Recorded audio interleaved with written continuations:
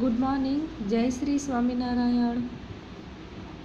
10 ગુરુત્વાકર્ષણની શરૂઆત કરશું. હવે ગુરુત્વાકર્ષણનું નામ આવે એટલે આપણે આગલા જ ધોરણમાં આપણે શીખી ગયા છીએ. ગુરુત્વાકર્ષણની શોધ કોણે કરી છે? તો સર આઇઝેક ન્યૂટને કરી છે. હવે એને તમને આખી સ્ટોરી તો ખ્યાલ જ હશે.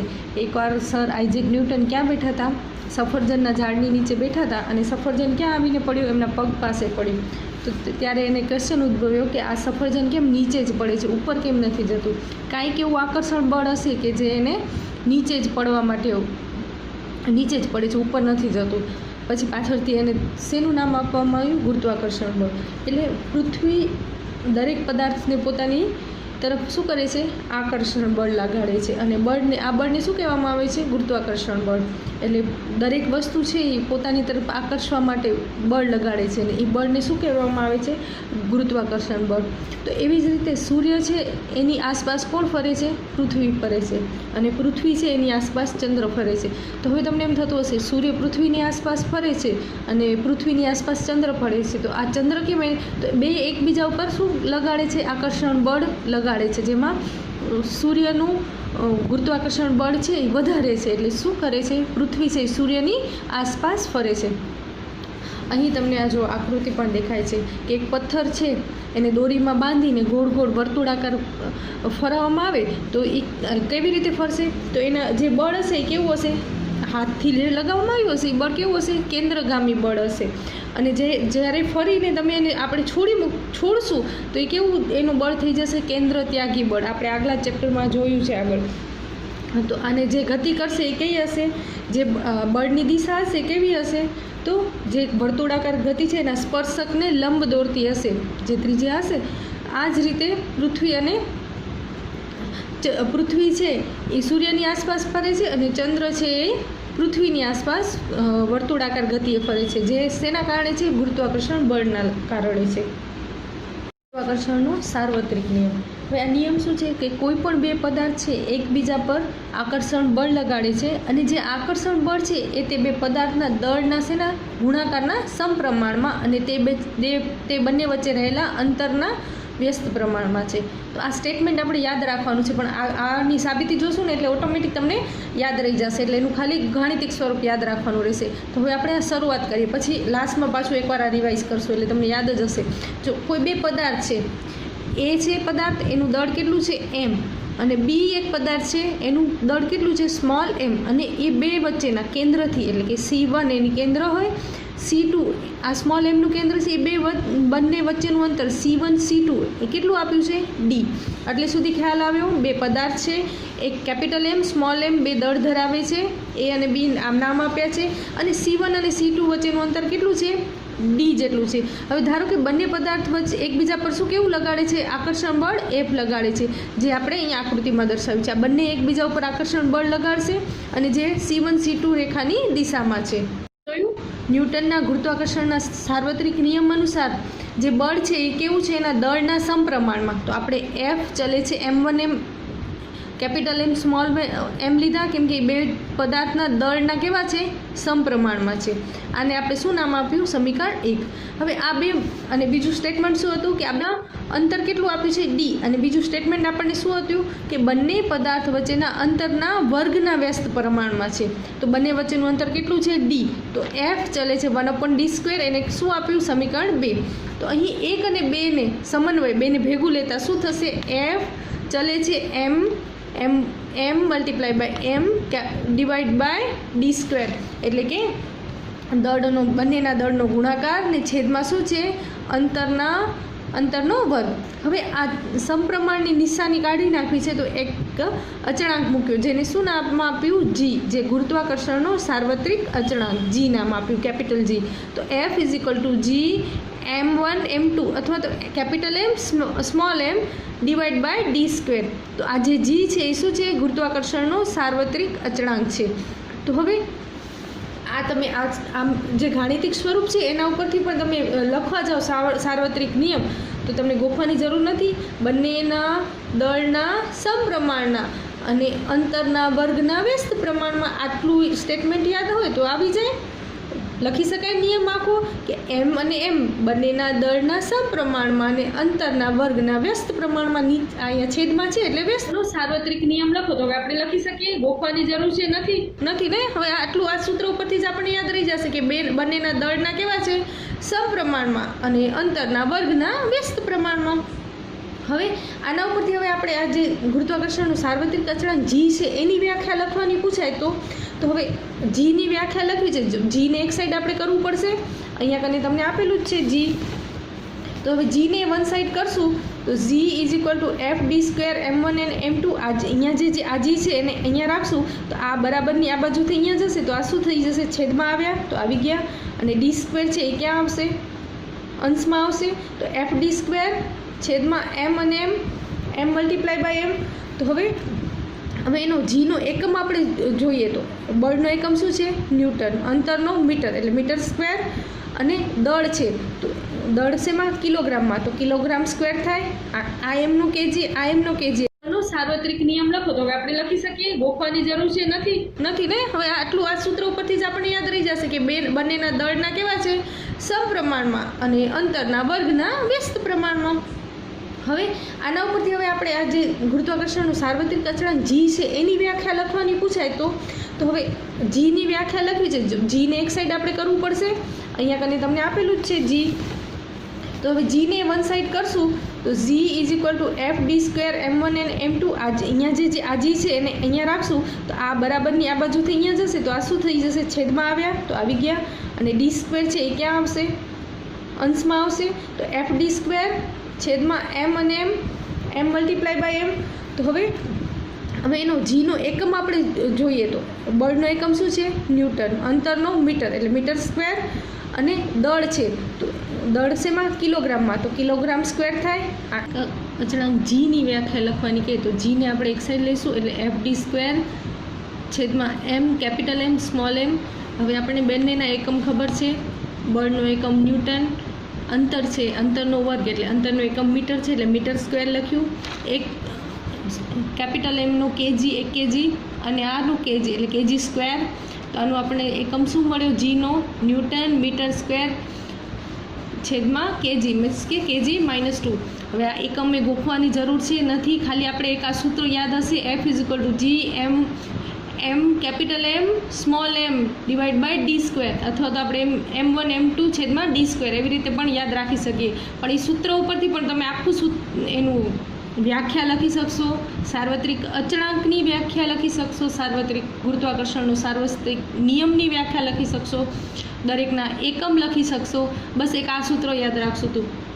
હવે આપણે જીની વ્યાખ્યા લખવી છે તો હવે આમાં જીની વ્યાખ્યા લખવી હોય તો કેવું લેવું પડશે આપણને, એક એકમ દળવાળા એકબીજાથી કેવા એક એકમના અંતરે હોય તેવા બે કણો વચ્ચે લાગતા બળને આપણે શું કહીશું, ગુરુત્વાકર્ષણનું સાર્વત્રિક અચળાંક જી જેટલું મૂલ્ય હશે ને, આ બધાને એક એક લઈ લઈએ. જે આપણે મૂલ્ય છે એ બધાની કિંમત આપણે કેટલી લઈશું, 1 લઈશું. તો જે મળશે એ કેવું હશે, જી હશે ને. તો બસ આ જીનું મૂલ્ય છે ને કોણે શોધ્યું છે, તો હેનરી કેવન્ડિશે શોધ્યું છે. અને કેટલું છે, 6.67 મલ્ટીપ્લાય બાય 10⁻11 એટલે કે 6.67 ગુણ્યા 10⁻11 ન્યૂટન મીટર સ્ક્વેર પર કિલોગ્રામ. પૃથ્વીની સપાટી પર રખાયેલ પદાર્થનું ગુરુત્વાકર્ષણ બળ F is equal to G MEM/RE². એટલે કે જો એફ છે એ કેવું છે, ગુરુત્વાકર્ષણ બળ, જી ગુરુત્વાકર્ષણનો સાર્વત્રિક અચળાંક. આપણને ખબર છે ME શું છે, તો પૃથ્વીનું દળ છે એને શું આપ્યું નામ, ME. અને પદાર્થનું દળ છે એ કેવું છે, M. અને પૃથ્વીની ત્રિજ્યા આપણને ખ્યાલ છે RE છે. તો કોઈ પણ પૃથ્વીની સપાટી પર રહેલા પદાર્થનું આપણે બળ શોધીએ એના પર લાગતા ગુરુત્વાકર્ષણ બળના લીધે તો F is equal to G MEM/RE². ગુરુત્વાકર્ષણનો સાર્વત્રિક નિયમ શું કહે છે, તો ગુરુત્વાકર્ષણનો જે સાર્વત્રિક નિયમ કહે છે કે આપણને પૃથ્વી સાથે શું કરે છે, જકડી રાખે છે. નહીંતર આપણે શું કહીએ, હવામાં ઉડવા માંડીએ ને. પૃથ્વીની ફરતે ચંદ્ર અને કૃત્રિમ ઉપગ્રહ છે એ પૃથ્વીની ફરતે શું કરે છે, પ્રદક્ષિણા કરે છે. અને શેના કારણે, ગુરુત્વાકર્ષણ બળના કારણે. સૂર્યની ફરતે ગ્રહોનું થતું પરિભ્રમણ એ પણ શેના કારણે છે, ગુરુત્વાકર્ષણ બળના કારણે. અને ચંદ્ર તથા સૂર્યના કારણે શું થાય છે, દરિયામાં ભરતી અને ઓટ આવે છે, એ ચંદ્ર અને સૂર્યના ગુરુત્વાકર્ષણ બળના કારણે. તો આ થયું ગુરુત્વાકર્ષણના સાર્વત્રિક નિયમની અસરો શું છે. તો આ ટોપિક અહીંયા પૂરો થાય છે. હવે આપણે નેક્સ્ટ ટોપિક જોશું છે મુક્ત પતન. મુક્ત પતન એટલે જ્યારે કોઈ પદાર્થ છે એને આપણે શું કરીએ છીએ, ઉપરથી ફેંકીએ છીએ, ઉપરની તરફ ફેંકીએ છીએ, તો એ શું થાય છે, એક નિશ્ચિત અંતરે જઈ અને શું થઈ જાય છે, પછી પાછું વળે છે, એટલે કે ઊંચાઈથી પાછું નીચે તરફ આવે છે. જ્યારે એ જાય છે ત્યારે કેવું હશે, એના વેગમાં શું થતો હશે, વધારો થતો હશે. અને જ્યારે જે એક નિશ્ચિત અંતરથી નીચું આવશે ત્યારે એનું કેવી ગતિ હશે, પ્રતિપ્રવેગી, કેમ કે એના વેગમાં શું થતો હશે, ઘટાડો થતો હશે. હવે એક નિશ્ચિત અંતરેથી પછી ક્યાં આવે છે, નીચે આવે છે, એટલે કે પૃથ્વી તરફ આવે છે. આનું કારણ શું છે આપણને ખબર છે. શું છે કે પૃથ્વીનું ગુરુત્વાકર્ષણ બળ છે, એના કારણે શું છે, મુક્ત પતન કરતો પદાર્થ છે એ ક્યાં આવશે, પૃથ્વી પર આવશે. અને જે હશે એ કેવું હશે, જાશે ત્યારે અધુ દિશામાં અને પછી કેવી ઉધ્વ દિશામાં ગતિ કરશે. તો હવે આ પ્રવેગ છે એનું મૂલ્ય જે આપણે ફેંકશું, કોઈ પદાર્થને ઉપરની તરફ ફેંકશું અને પછી નીચે આવશે ત્યારે એનો જે વેગ છે, પ્રવેગ, વેગમાં થતો ફેરફાર એટલે કે પ્રવેગ, એ કેટલું હશે, એનું મૂલ્ય આપણે જી કહીએ, સ્મોલ જી. તો એની વેલ્યુ કેટલી છે, 9.8 મીટર પર સેકન્ડ સ્ક્વેર. અને જે જી છે એને શું કહેશું, ગુરુત્વીય પ્રવેગ જી. હવે શું યાદ રાખશું, ગુરુત્વીય પ્રવેગ જીનું મૂલ્ય કેટલું છે, 9.8. અને કેવી રીતે છે એ પણ આપણે આગળ જોઈએ. હવે સ્મોલ જી અને કેપિટલ જી વચ્ચેનો સંબંધ શું છે, હવે તમને બે ખબર છે. જે સ્મોલ જી છે એ પ્રવેગ છે એટલે ગુરુત્વીય પ્રવેગ છે, અને કેપિટલ જી છે એ ગુરુત્વીય અચળાંક છે. આપણે આગળ જ હમણાં જોયું ને. તો હવે જો પૃથ્વીનું દળ એમવી હોય અને પૃથ્વીની ત્રિજ્યા કેટલી છે, આરી છે, અને પૃથ્વીના કેન્દ્રથી એ પદાર્થનું દળ અંતર કેટલું હશે, ડી. અને બીજું એક પદાર્થ છે નાનો, એનું શું છે, દળ, પદાર્થનું દળ એમ છે. તો F = G(m)(E)m(d²). આગળ આપણે જે સૂત્ર જોયું એમ જ. તો F = હવે આનાથી આગલા ચેપ્ટરમાં આપણે શું જોયું હતું, બળ બરાબર કેટલું શું થશે, દળ ગુણ્યા પ્રવેગ, મીન્સ કે ma, F = ma, અને IF = G(m)(E)m(d²). તો આ બંને શેની કિંમત છે, એફની કિંમત છે. તો હવે આપણે અહીંયા લખી શકશું, આ બંને છે એ સરખા છે, પણ અહીંયા કને એ છે એ શું છે આપણને ખ્યાલ છે, જી એટલે કે ગુરુત્વીય પ્રવેગ લીધો છે. તો F = mg થશે. હવે આ બંને બળનું સૂત્ર છે એટલે કે mg = G(m)(E)m(d²) થશે, કેમ કે બંને બળની કિંમત આપી છે તો બંનેને ઇક્વલ લખી શકશું. તો હવે આ એક ઉડી જશે બંને સાઈડથી. તો હવે જીની વેલ્યુ શું થશે, કેપિટલ G(m)(d²). તો હવે આપણને ખબર છે કે જીની વેલ્યુ કેટલી છે, 6.6 10⁻⁻11. પૃથ્વીનું દળ 6 × 10⁻24 kg, અને જે અંતર છે 10⁻6². તો આ બધીની કેલ્ક્યુલેશન કરશું તો આપણે જીનું મૂલ્ય કેટલું મળશે, 9.8. એનું આપણને શું મળશે, જીની વેલ્યુ 9.8 મીટર પર સેકન્ડ સ્ક્વેર. હવે આ જે બળ છે ને એ દરેક જગ્યાએ સરખું નહીં હોય, કેમ કે આપણી પૃથ્વી કેવી છે, ચપટી છે, એટલે એનું કેન્દ્રથી અંતર દરેક જગ્યાએ કેવું હશે, અલગ હશે. વિષુવવૃત્ત પાસે કેવી હશે, એનું અંતર વધારે હશે, તો જીનું મૂલ્ય કેવું થઈ જશે, ઓછું થઈ જશે. અને ધ્રુવ પાસે એ અંતર કેવું છે, વધુ છે, તો ત્યાં અંતર કેવું છે, ઓછું છે, તો ત્યાં જીનું મૂલ્ય કેવું હશે, વધુ હશે. તો વિષુવવૃત્ત પર કેવું હશે, જીનું મૂલ્ય ઓછું હશે, અને જ્યારે ધ્રુવ પર કેવું હશે, વધુ હશે. તો આ થઈ આપણે કેપિટલ પ્રવેગ જીની વેલ્યુ 9.8 કઈ રીતે આવી તમને સમજાઈ ગયું. અને હવે આપણે યાદ રાખશું કે ગુરુત્વીય પ્રવેગ G = 9.8 મીટર પર સેકન્ડ સ્ક્વેર છે. દ્રવ્યમાન અને વજન. હવે તમને એમ થશે દ્રવ્યમાન એટલે કે દળ ને વજનમાં વળી શું ફરક છે, એવું થાય છે ને. તો દ્રવ્યમાન છે ને એ એની પદાર્થમાં રહેલા દ્રવ્યના જથ્થા છે ને એને દળ એને શું કહેવામાં આવશે, દળ કહેવાય છે. અંદર જે દ્રવ્યનો જથ્થો છે એ એટલે એને દળ. અને જ્યારે વજન છે એટલે પૃથ્વી કે કોઈ પદાર્થ પર લાગતું શું હશે, ગુરુત્વાકર્ષણ બળ હશે ને એ પદાર્થ પર લાગતું, એને આપણે શું કહીશું, વજન કહીશું. તો હવે દ્રવ્યમાનનો એકમ શું છે, કિલોગ્રામ, અને વજનનો એકમ શું છે, ન્યૂટન. હવે વજન જે દળ છે ને એને આપણે શેનામાં માપી શકશું, તો સાદા તુલા વડે માપી શકશું. જ્યારે વજનનું મૂલ્ય કઈ રીતે, સ્પ્રિંગ કાંટા વડે. દળ હંમેશા કેવું રહેશે, અચળ રહેશે. ગમે ત્યાં જશો એના દ્રવ્યનો જથ્થો કેવો રહેશે, બદલાશે, કેમ કે ગુરુત્વાકર્ષણ બળનું મૂલ્ય કેવું થતું હશે, બદલાતું હશે. એવી રીતે એનું શું થઈ જશે, વજન પણ શું થશે, બદલાઈ જશે. હવે આપણને નેક્સ્ટ છે કે કોઈ એક પદાર્થ છે એનું પૃથ્વી પર વજન અને ચંદ્ર પર વજન. હવે પદાર્થ છે એનું વજન કોઈ એક, એનું દળ છે m છે, વજન w છે. તો W E = G(m)(E)m(r²) થશે. તો W = G એમ આપણે ખબર છે 5.98 ઇન્ટુ 10⁻24 પૃથ્વીનું વજન સ્મોલ એમ, અને જે ત્રિજ્યા છે 6.37 10⁻6 મીટર સ્ક્વેર. તો હવે એ વેલ્યુ કેટલી મળી? 1.7 ઇન્ટુ 10⁻11 જી ઇન્ટુ એમઈ. એની મૂલ્ય આપણે નથી મૂક્યું કેમ કે, અને એ જ પદાર્થનું ચંદ્ર પર વજન WM કરીએ તો GMEM RME². તો હવે આપણને ખબર છે 9.36 10⁻22 ડિવાઈડ બાય 1.74 10⁻6 હવે આની મલ્ટિપ્લિકેશન કરશું 2.43 10⁻10 GMEM. હવે વેઇટ ઓફ એ જે પદાર્થ છે એનું મૂન ઉપર વેઇટ કેટલું આપણને મળ્યું? 2.43 ઇન્ટુ 10⁻10, અને અર્થ ઉપર કેટલું છે? 1.474 ઇન્ટુ 10⁻11. જો આ કરશું ને તો 1/6 આપણને મળશે. કોઈ એક પદાર્થનું ચંદ્ર પર વજન કેટલું હશે? 1 હશે તો એના કેટલામાં ભાગનું પૃથ્વી પર એનું વજન થઈ જશે? તો 6ઠા ભાગનું થઈ જશે. એટલે કે કેટલું છે? 6 ન્યૂટન હોય તો ચંદ્ર પર જશે તો કેવું થઈ જશે? 1 ન્યૂટન થઈ જશે. અન્ડરસ્ટેન્ડ? એટલે શું થાય છે? ચંદ્ર પર કરતાં પૃથ્વીમાં 1/6 વજન કેવું? પરીક્ષામાં પૂછાય કે કોઈ એક પદાર્થ છે એનું દળ 6 kg છે તો એનું ચંદ્ર પર દળ કેટલું થશે? તો કેટલું થશે? સેમ ટુ સેમ રહેશે, કેમ કે દળ કેવું છે? દરેક જગ્યાએ અચળ રહે છે. તો શેમાં ફરક થશે? તો એના વજનમાં. તો હવે આપણું વજન અહીંયા છે એના કરતાં ચંદ્ર પર શું થશે? 1/6 ઓછું થઈ જશે. સમજાણું? આખા આના ઉપરથી આપણે શું ખબર પડી? આપણું વજન પૃથ્વી પર છે એના કરતાં આપણે જ્યારે ચંદ્ર પર જશું તો આપણા વજન કેટલું થઈ જશે? 1/6 ભાગ જેટલું ઓછું થઈ જશે. જ્યારે આપણું દળ છે એ કેવું રહેશે? સેમ ટુ સેમ રહેશે. હવે પરીક્ષામાં પૂછાય તો આપણે કન્ફ્યુઝ નહીં થાય કે દળ પૂછ્યું છે કે વજન પૂછ્યું છે. દળ પૂછ્યું હશે તો પૃથ્વી પર જેટલું છે એટલું ને એટલું કે ચંદ્ર પર રહેશે, પણ વજન હશે તો શું થશે? ચેન્જ થશે. અને કેટલું થશે? પૃથ્વીના વજન કરતાં 1/6 જેટલું ઓછું થઈ જશે. 1 ન્યૂટન છે તો પૃથ્વી પર કેટલું થશે? 6 ન્યૂટન થશે. તો આ ડિફરન્સિએશન આપણે ખાસ યાદ રાખશું, અને દ્રવ્યમાન એટલે કે દળ અને વજન વચ્ચે કન્ફ્યુઝ નહીં થાય. નેક્સ્ટ છે ધક્કો અને દબાણ. ધક્કો એટલે શું?